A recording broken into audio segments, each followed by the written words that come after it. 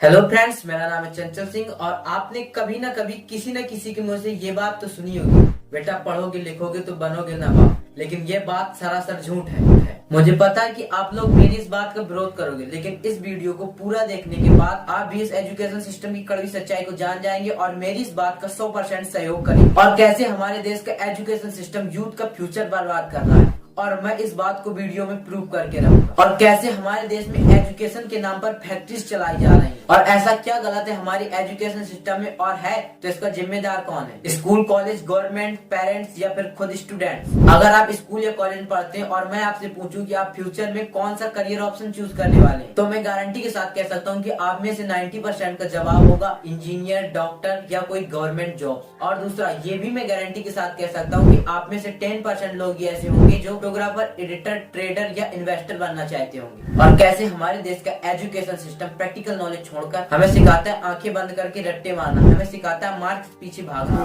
हमारे education system को क्या चाहिए? अच्छे स्टूडेंट्स जो इस देश का भविष्य बढ़ाए? ना ना ना, इन्हें चाहिए ज़ॉम्बीज जो क्या करते हैं, सिर्फ लिखते रहते हैं असाइनमेंट, जर्नल, प्रोजेक्ट, शीट और प्रैक्टिकल नॉलेज नल्ला।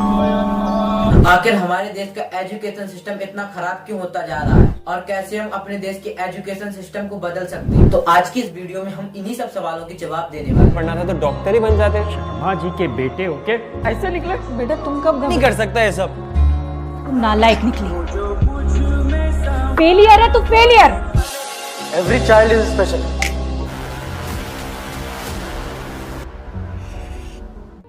अब स्कूल्स और कॉलेज वो जगह नहीं जो शिक्षा का मंदिर हो। अब स्कूल्स और कॉलेज शिक्षा का मंदिर की बजाय बिजनेस के अड्डे बन चुके हैं, जहाँ स्टूडेंट उनके लिए सिर्फ और सिर्फ एक कस्टमर। आपने अपनी स्कूल या कॉलेज में हिस्ट्री तो पढ़ी ही होगी, और अगर आपने पढ़ी है तो जाहिर सी बात है आपने भी हिस्ट्री की डेट्स का रट्टा मारा होगा। किसका जन्म कब हुआ, कौन कब मरा, किसका युद्ध कहाँ हुआ और कब हुआ। तो यही सब रट्टा मारने के लिए हमारे स्कूल और कॉलेज में हिस्ट्री जैसे सब्जेक्ट को लाया गया था? तो इसका जवाब है बिल्कुल नहीं। स्कूल और कॉलेज में हिस्ट्री जैसे सब्जेक्ट को इसलिए लाया गया कि स्टूडेंट इससे पढ़ें और सीखें कि भूतकाल में लोगों से क्या क्या गलतियां हुई और वो उन्हीं गलतियों से सीख लें जो इतिहास में लोगों ने की, और वो गलतियां दोबारा न करें, जिससे लोगों के साथ साथ देश का भी विकास हो।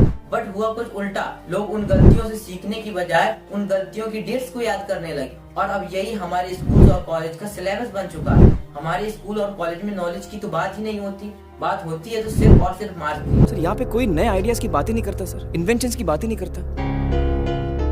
बात करते हैं तो सिर्फ मार्क्स की या फिर यूएसए में नौकरी की। सर यहाँ पे ज्ञान नहीं मिल रहा है सर, यहाँ पे सिर्फ ये सिखाया जा रहा है कि मार्क्स कैसे लाएं। और इन्हीं मार्क्स को लाने के लिए दिन में स्टूडेंट 12-12 घंटे पढ़ाई करते हैं। जो भी उनका फ्री टाइम, हॉबीज है, वो सब भूल जाते हैं और अपनी जिंदगी की सबसे रेयर टाइम में मार्क्स पीछे भागते रहते हैं। और इससे जो प्रेशर पड़ता है ना, इससे स्टूडेंट डिप्रेशन में चले जाते हैं और कई बार तो सुसाइड भी कर लेते हैं। सर सुसाइड्स में इंडिया नंबर 1 है सर। हर 1.5 घंटे में कोई ना कोई स्टूडेंट सुसाइड अटेम्प्ट करता है सर।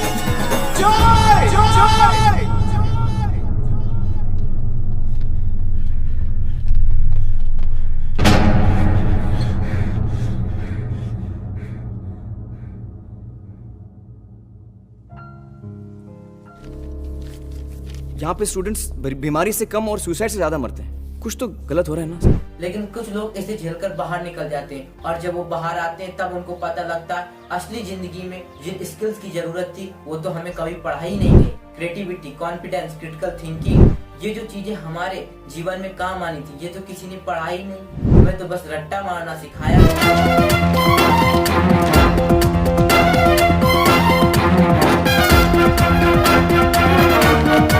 और इस रट्टेबाजी नॉलेज से अगर कोई कुछ करना भी चाहे तो वो कर भी क्या सकता? ज्यादा से ज्यादा एक नौकरी, और नौकरी भी कहाँ रखी है, क्योंकि भारत में नौकरी की साक्षरता दर 400 व्यक्तियों में एक व्यक्ति की है। 400 व्यक्तियों में केवल एक व्यक्ति को सरकारी नौकरी मिलेगी और बाकी 399 बेरोजगार। अब आप ही सोचो, क्या नौकरी के पीछे भागना सही है? अब आने वाले टाइम में तो नौकरी की इससे भी ज्यादा बदतर हालत होने वाली है, क्योंकि अब एआई आ गया। हमारे देश का जो एजुकेशन सिस्टम है, इसमें लोग एक स्टूडेंट को दूसरे स्टूडेंट से कंपेयर करते हैं मार्क्स के बेस पर, जिससे एक स्टूडेंट में दूसरे स्टूडेंट के प्रति नेगेटिव इफेक्ट पड़ता है, जिससे होता यह है कि स्टूडेंट टीम वर्क करना नहीं सीखता। आपने देखा होगा अमेरिका में बड़े बड़े बिजनेस निकलते हैं, चाइना में बड़े बड़े बिजनेस निकलते हैं, लेकिन इंडिया में बड़े बड़े बिजनेस नहीं निकलते। हर गली मोहल्ले में एक एक छोटी छोटी दुकानें हैं पर वो बड़ी नहीं बनती। क्यों नहीं बनती? क्योंकि बिजनेस बड़ा बनाने के लिए टीम बड़ी बनानी पड़ेगी, चीजों को फैलाना पड़ेगा। लेकिन टीम वर्क तो हमें सिखाया ही नहीं जाता। हमें सिखाया जाता है बिना सोचे समझे रट्टा मारो और छापो। लोगों को दूसरों पर ट्रस्ट करना आता ही नहीं होगा,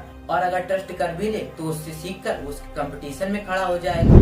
इसलिए भारत से बड़े बड़े बिजनेस नहीं निकलते। छोटे छोटे बिजनेस बहुत सारे हैं, लेकिन बड़ा नहीं बनता। इंडियन एजुकेशन सिस्टम में एक चीज और जो गड़बड़ है, टीचर्स की क्वालिटी की बात करूं मैं, बेसिकली गवर्नमेंट टीचर्स की। गवर्नमेंट में तो आपको पता ही भैया, राम भरोसे मामला है। अखबार भरे पड़े, जिसकी परीक्षा में 0 नंबर आए उसे भी टीचर बना दिया गया। कई हमने ऐसे वीडियोस भी देखे हैं जिसमें टीचर्स को सही से बोलना भी नहीं आता, बट गवर्नमेंट की पॉलिसी ऐसी है, उनको टीचर बना दिया गया जो बिल्कुल कैपेबल नहीं है। ऐसे टीचर्स की वजह से ही हम इतिहास की गलतियों से सीखने की बजाय इतिहास की गलतियों की डेट्स को रट्टा मारने लगे। अगर कुछ टीचर हैं जो कैपेबल है, उनके लिए इंफ्रास्ट्रक्चर नहीं है। स्कूल जाकर देखो तो कहीं टाट फट्टी नहीं है, कहीं पर छत सही नहीं है। भाई साहब, पहले ये बंदा इंफ्रास्ट्रक्चर पर काम करे, पहले तो मिड डे मील खिलाए, पहले दूध पिलाए या फिर पढ़ाए।